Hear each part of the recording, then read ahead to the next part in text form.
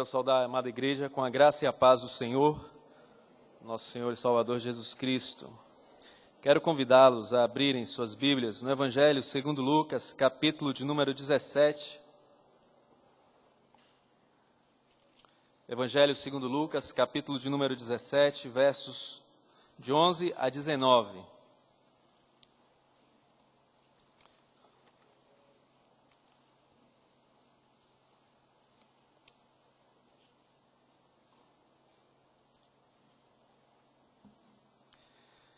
Diz o texto: De caminho para Jerusalém, passava Jesus pelo meio de Samaria e da Galileia. Ao entrar numa aldeia, saíram-lhe ao encontro 10 leprosos, que ficaram de longe e lhe gritaram, dizendo: Jesus, mestre, compadece-te de nós. Ao vê-los, disse-lhes Jesus: Ide e mostrai-vos aos sacerdotes. Aconteceu que, indo eles, foram purificados. Um dos 10, vendo que fora curado, voltou, dando glória a Deus em alta voz, e prostrou-se com o rosto em terra aos pés de Jesus, agradecendo-lhe, e este era samaritano. Então Jesus lhe perguntou: Não eram 10 os que foram curados? Onde estão os 9? Não houve porventura quem voltasse para dar glória a Deus, senão este estrangeiro? E disse-lhe: Levanta-te e vai, a tua fé te salvou. Vamos orar. Senhor nosso Deus, fala ao nosso coração, pela iluminação do Teu Espírito Santo, aplicando as Tuas verdades ao nosso ser. Nós oramos pedindo em nome de Jesus. Amém. Meus irmãos, esse texto é desconcertante. Ele nos deixa em uma situação muito grave diante de Deus. A sua narrativa diz respeito a nós. E esse texto nos fala a respeito de um episódio no ministério de Jesus, de um encontro, de um ato de cura e de um ato de gratidão. Esse texto nos fala que Jesus, nas suas caminhadas, enquanto ele ministrava, ensinando, curando a muitos, Jesus resolve voltar para Jerusalém. E diz aqui o texto que ele passava pelo meio de Samaria e da Galileia. E ele entra em uma dessas aldeias. E ao entrar nesta aldeia, ele se encontra com 10 leprosos, que de longe reconhecem-no e gritam: Jesus, mestre, compadece-te de nós. E conforme nós lemos o texto, Jesus dá uma ordem para que eles fossem se apresentar ao sacerdote. E enquanto eles faziam isso, enquanto eles respondiam positivamente à ordem de Jesus, enquanto eles concretizavam o pedido de cura, porque entenderam que Jesus poderia fazê-lo, eles se perceberam curados. Mas dos 10 leprosos, apenas um voltou para agradecer. E Jesus destaca este que voltou, dizendo: este é um samaritano. E nós conhecemos muito bem todo o contexto, não é, judaico e sua relação com os samaritanos. É interessante, então, que nós, ao olharmos para esse texto, nos identifiquemos primeiramente quem é Jesus. Quem é Jesus? Aquele é reconhecido como Jesus, o Mestre. Jesus é aquele que, em nome do Pai, manifesta o seu poder curando pessoas. Em momentos ele toca em um leproso e esse leproso é purificado. Em outro, com a saliva ele cura um cego. Com a ordem, com a sua palavra ele cura enfermos e ressuscita mortos. Esse Jesus que está passando tem testificado e manifestado que de fato ele era o que havia de vir. Aquele que João manda perguntar se é este mesmo que havia de vir ou se haverá outro. E a resposta é: João, os cegos estão vendo, os coxos estão caminhando e o evangelho está sendo anunciado. De fato, este é Jesus, o mestre, como disse o jovem de qualidade, o bom mestre. E só há um que é bom, que é Deus. Ali estava passando o Deus Filho, Jesus, o Senhor e o Salvador. E aqueles leprosos identificam Jesus. Quem é este homem que vem caminhando? É Jesus. E quando Jesus se apresenta, algo novo pode acontecer. Algo maravilhoso pode ocorrer. Um outro detalhe que nos ensina, que nos permite entender quem é este que passa, que é Jesus, é que ele demonstra a sua graça, a sua misericórdia e a sua bondade. Jesus era judeu. Os judeus, historicamente, eram inimigos dos samaritanos. Nutriam no seu coração um ódio muito grande por eles. Não o consideravam como povo, não o consideravam como ascendentes, o consideravam como estrangeiros, como pagãos, como ímpios.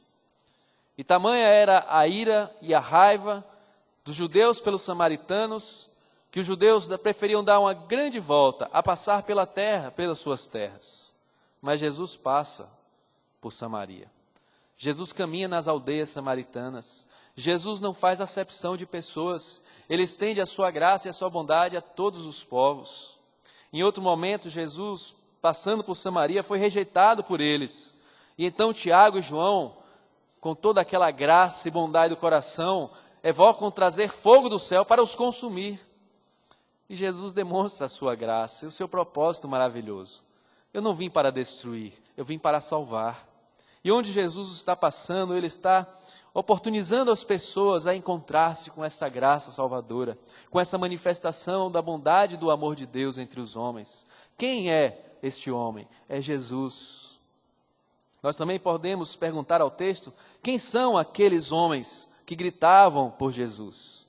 Eram leprosos. Os leprosos, eles tinham que ficar separados. Eles eram considerados impuros.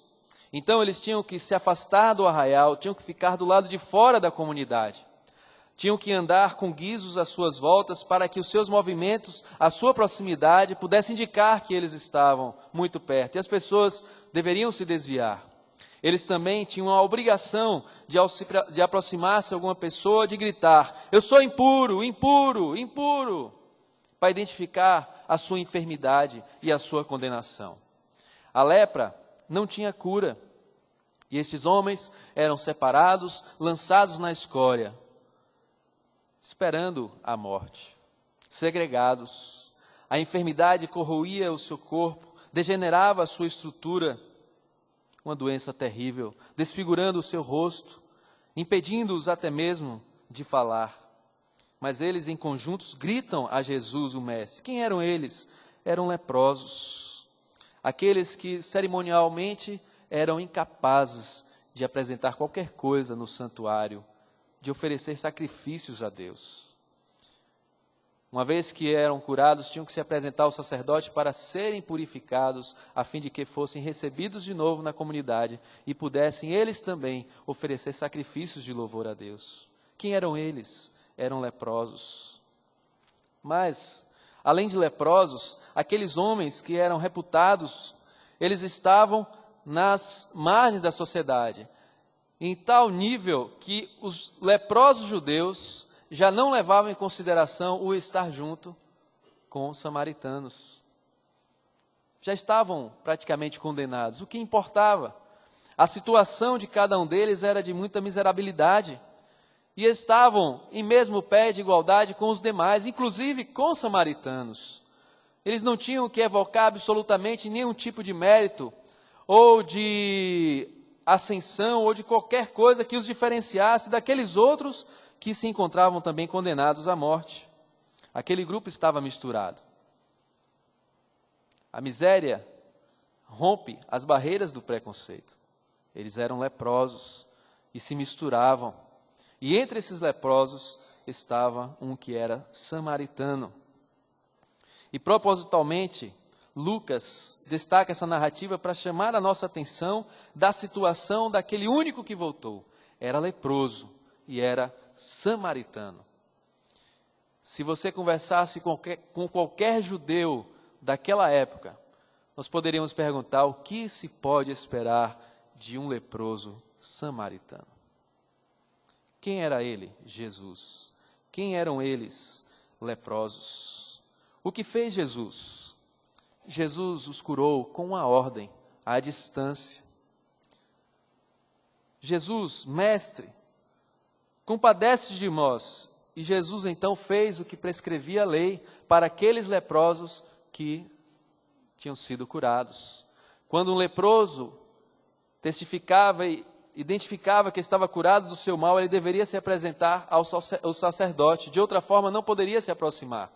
Ele deveria fazer isso se estivesse curado. E Jesus, ainda estando eles leprosos, disse: vão ao sacerdote e se apresentam.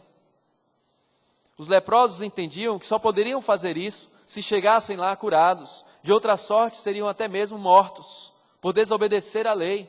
E Jesus dá a ordem. Jesus não disse que ia curá-los, mas disse: vão ao sacerdote. E eles entenderam o que eles deveriam fazer. Se eles identificaram Jesus como mestre, se Jesus mandou fazer isso, que outra coisa podemos fazer? Vamos até o sacerdote. E aí então Lucas diz que indo eles, foram purificados. Até aqui tudo está acontecendo como deve acontecer. Jesus nos dá a ordem e nós devemos obedecer pela fé às ordens de Jesus e dar os passos necessários em direção ao seu comando, à sua vontade, ainda que nós ainda estejamos caminhando, carregando a nossa lepra. E indo eles, foram purificados. Jesus os curou pela palavra. O que eles fizeram? Eles se perceberam curados, viram o que acontecera, mas seguiram o seu caminho. Apenas um voltou. O que eles fizeram? Se encantaram com os milagres de Jesus, mas não com o Jesus dos milagres. O que eles fizeram? Voltaram à sua vida normal. Nada modificou a sua rotina, senão que eles voltaram a participar da sociedade que outrora foram afastados. A vida volta ao normal, as coisas voltam ao seu cotidiano, e nós vamos vivendo a nossa vida. O que eles fizeram? Foram ao sacerdote, mas não voltaram para agradecer a Jesus. Até agora o que acontecera na vida deles foi algo maravilhoso, significativo, mas o melhor não aconteceu. O melhor estaria por vir, e aqueles 9 não puderam experimentar aquilo que de melhor Jesus pode fazer. O que eles fizeram? Foram pelo seu caminho. Mas um deles, e exatamente um que era leproso, samaritano, ele voltou. E o que foi que ele fez? Ele reconheceu-se curado. E uma vez que assim se viu, voltou, dando glória a Deus em alta voz. Se em alta voz ele clamou pelo pedido de cura, em alta voz ele volta dando glórias a Deus, glorificando ao Senhor. E diz o texto que ele se prostrou com o rosto em terra, aos pés de Jesus, agradecendo-lhe. E este era samaritano. Se havia naquele grupo alguém que não tinha a menor obrigação de voltar para agradecer um benefício casual a um judeu, era o samaritano. E foi exatamente ele que voltou e se prostrou aos pés de Jesus. Porque, meus queridos irmãos, quando ele percebe o que acontecera, ele imediatamente percebeu que aquele que executara tal milagre era muito especial. Quem é este que à distância cura uma enfermidade e me purifica completamente? Só pode ser, de fato, alguém com um poder divino, com um poder diferenciado, sobre-humano. Alguém que não pode ser comparado aos demais que aqui existem. Alguém que tem uma religião diferente. Alguém que tem uma palavra e uma pregação contundente. Eu não posso continuar a minha vida como se nada tivesse acontecido. Como se eu pudesse restabelecer minha rotina e simplesmente algo diferente aconteceu. E esta pessoa que promoveu tudo isso deve ter vindo da parte de Deus. E ele voltou dando glórias a Deus, porque identifica Jesus como alguém que vem de Deus. E aquele samaritano que vivera em humilhação, se humilha para agradecer a um judeu. E prostra o seu rosto em terra e agradece a Jesus. Foi isso que fez o samaritano. E então Jesus faz uma pergunta, e essa pergunta é que muitas vezes nos deixa em uma situação muito complicada, porque Jesus gosta de fazer perguntas. Todos nós seremos arguídos ou somos arguídos por Jesus. Em algum instante da nossa vida, nós nos confrontaremos com uma pergunta que muitas vezes não teremos a resposta, porque quem faz essa pergunta é Jesus. Não eram 10 os que foram curados? Onde estão os 9? Não houve, porventura, quem voltasse para dar glória a Deus, senão este estrangeiro? A Bíblia fala que Deus amou o mundo de tal maneira que deu o seu Filho unigênito, para que todo aquele que nele crê não pereça, mas tenha a vida eterna. E a Bíblia também fala que Jesus veio para o que eram seus, e os seus não o receberam.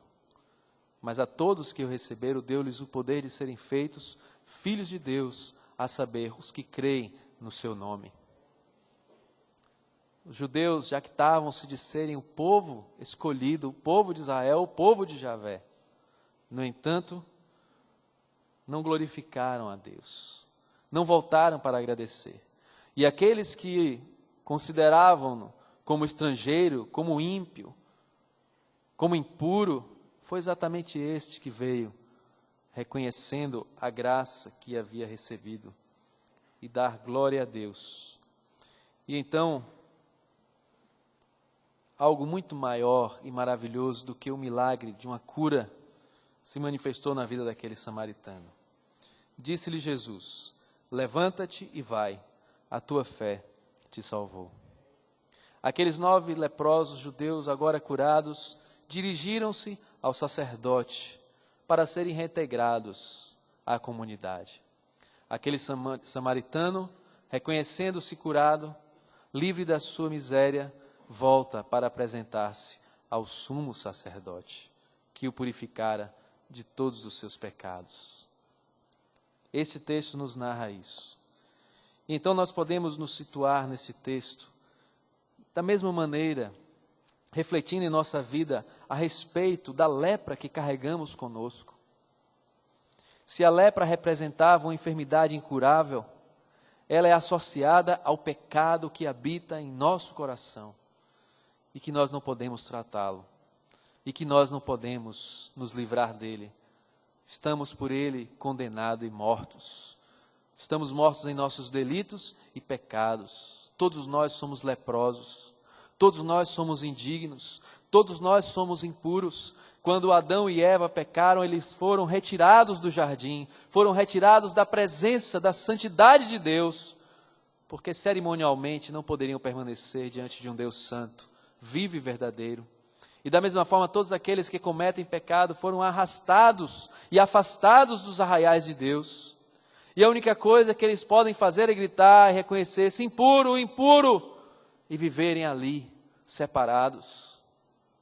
Mas Deus nos amou, e Deus prova o seu próprio amor para conosco pelo fato de ter Cristo morrido por nós, sendo nós ainda leprosos, e Ele passou por Samaria, Ele passou por onde estavam esses leprosos, e Ele se deu a conhecer, Ele manifestou a sua glória, Ele nos deu a oportunidade da salvação.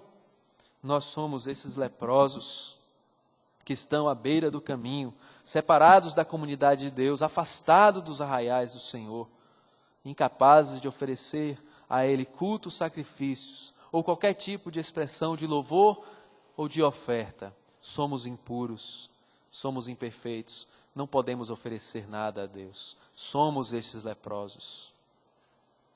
E Jesus passa pela nossa história e passa pela nossa vida, manifestando o seu poder, a sua graça e o seu amor.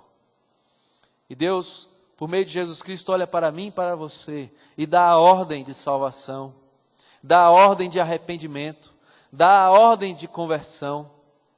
Mas nós sabemos que muitos são chamados, contudo poucos são escolhidos. Essa ordem é dada a leprosos pecadores, a condenados indignos. Deus olha para mim e para você e vê as deformidades da nossa alma, a situação de miserabilidade em que nós nos encontramos, perdidos e sem Deus no mundo, sem esperança, sem nenhum tipo de fabricação que nos livre da ira vindoura. Somos filhos da ira e da desobediência. Estamos condenados à morte. Que poderá fazer o homem? Que poderá arguir o homem diante de Deus? O que você pode oferecer a este Deus que é perfeito e santo? A única coisa que você pode fazer é gritar e proclamar a sua própria situação. Impuro, leproso, afaste-se de mim, aparta-te. Nós somos esses leprosos, mas Jesus é Jesus, e Ele continua manifestando o seu poder e graça, e dando a ordem de salvação por meio da sua pregação, convidando-nos para que nos aproximemos dele e com o rosto em terra, prostrado, reconheçamos a nossa enfermidade e demos a ele a glória devida. Nós somos esse leproso e Jesus é o mesmo que pode e o único que pode nos purificar da nossa lepra. Quem ele é? Ele é Jesus. Quem são eles? Somos nós. Somos nós os leprosos espirituais. Todas as nossas obras são impuras e as melhores delas, trapos de imundície.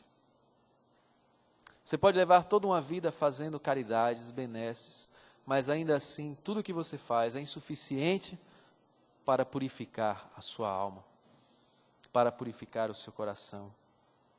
Jesus veio para curar o leproso. Jesus veio trazer salvação a todos os homens e manifestar a sua glória entre nós. Jesus então diz àqueles que são purificados: apresentem-se ao sacerdote. E o livro de Hebreus nos fala que Jesus Cristo é esse sacerdote que entrou no santuário de uma vez por todas. Quando, porém, veio Cristo como sumo sacerdote dos bens já realizados, mediante o maior e mais perfeito tabernáculo, não feito por mãos, quer dizer, não desta criação, não por sangue de bodes e de bezerros, mas pelo seu próprio sangue, entrou no Santo dos Santos uma vez por todas, tendo obtido eterna redenção.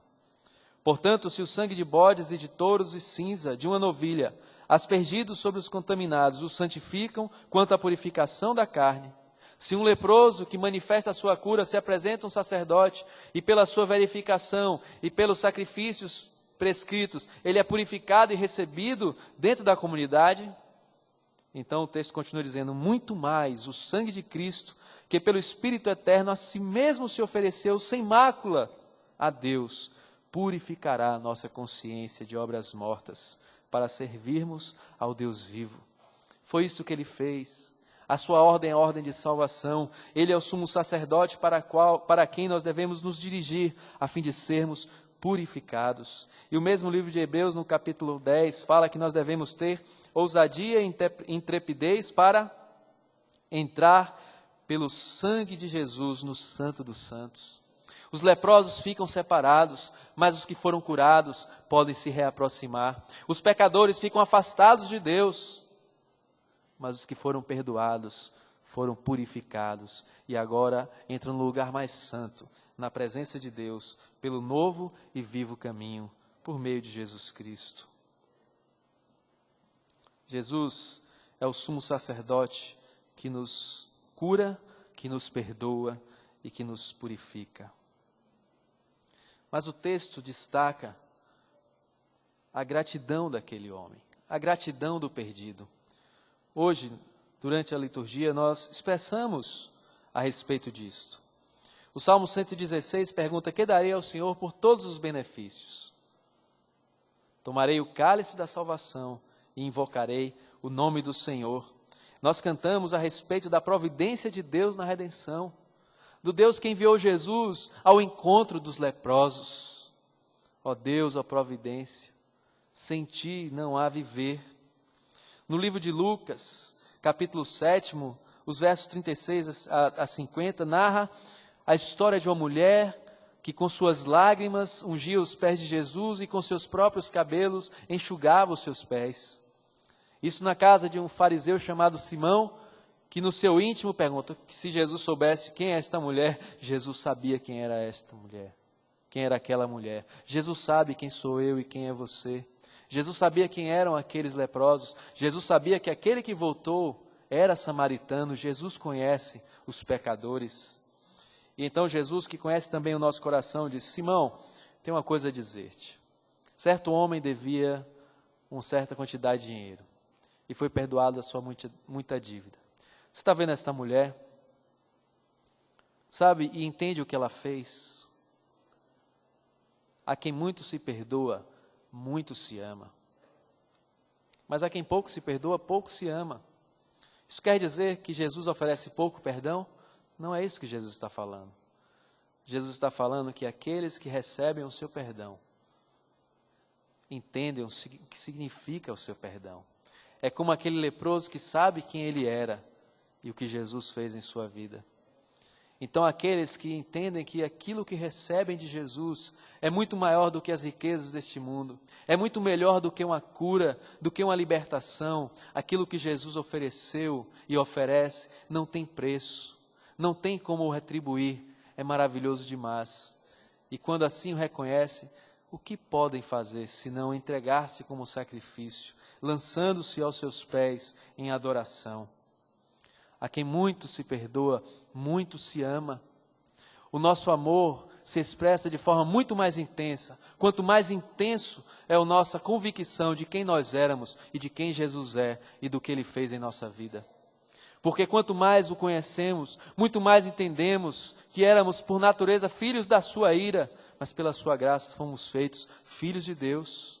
Estávamos impuros e condenados, e Ele veio até nós para nos curar e nos purificar. E Ele entregou a sua própria vida. Por isso que nós cantamos, súplica do redimido. O que nós podemos fazer senão clamar a Jesus, por sua misericórdia, por sua graça, pelo seu favor. Não temos nada a oferecer. E o Salmo 103 diz, bendize, ó minha alma, ao Senhor, e não se esqueça de nenhum só dos seus benefícios. E esses benefícios, paralelo ao Salmo 116, diz, Ele quem perdoa todas as tuas iniquidades, quem sara todas as tuas enfermidades, quem da cova redime a tua vida e te coroa de graça e misericórdia. O que você pode fazer para retribuir tamanhos benefícios? E então nós nos deparamos com esse texto em que 10 leprosos são curados, mas apenas um volta para agradecer. Fomos alvos da graça de Deus. Somos os leprosos, pecadores indignos. Estamos separados de Deus. Não há esperança, não há solução. Somente Jesus passando pela nossa história e fazendo a diferença, oferecendo-nos a salvação. E se o nosso coração entende que fomos alvos dessa salvação, o que faremos em resposta de gratidão? O que faremos perante Ele? Que resposta daremos? Qual é o significado da nossa existência? Qual será o significado das nossas atitudes? O que faremos para reconhecer que tudo o que temos vem de Jesus? Nós podemos pensar em algumas coisas. Nós podemos pensar nas prioridades da nossa vida, as prioridades da nossa vida. Nós podemos pensar nas motivações das nossas atitudes. Nós podemos medir a importância e o valor que atribuímos a Jesus, o Mestre, que se encontra conosco. Nós podemos avaliar, sim, a sinceridade da nossa gratidão, o reconhecimento do que de fato recebemos, muito mais do que uma cura. Muitas pessoas se encantam com os milagres de Deus e voltam a viver a sua vida como se nada tivesse acontecido. Ganham seus presentes, estabelecem sua família, conquistam suas vitórias, apropriam-se dos seus sonhos e vão e seguem. Mas há aqueles que olham para si mesmos e dizem, eu sou leproso, o que é que eu estou fazendo aqui? Volto para Jesus e derramo a minha vida perante os seus pés, em adoração e gratidão. Então eu chego muito mais cedo na casa de Deus do que no trabalho, porque no trabalho eu encontro com um chefe que vai me pagar um salário, na igreja eu me encontro com o Deus eterno, que graciosamente me deu a salvação e que purificou a minha vida. Eu posso gostar de futebol, e eu gosto de futebol, mas o meu coração disse que Jesus é melhor do que tudo que esse mundo pode oferecer. E estar com Ele é um momento incomparável e inigualável. Eu vou voltar, rompendo as barreiras, as dificuldades da vaidade e do orgulho, porque eu quero estar com Jesus. Foi Ele quem me curou. Foi Ele que me livrou da lepra. A nossa gratidão, ela é medida não pela expressão da nossa voz, mas pela atitude do nosso coração.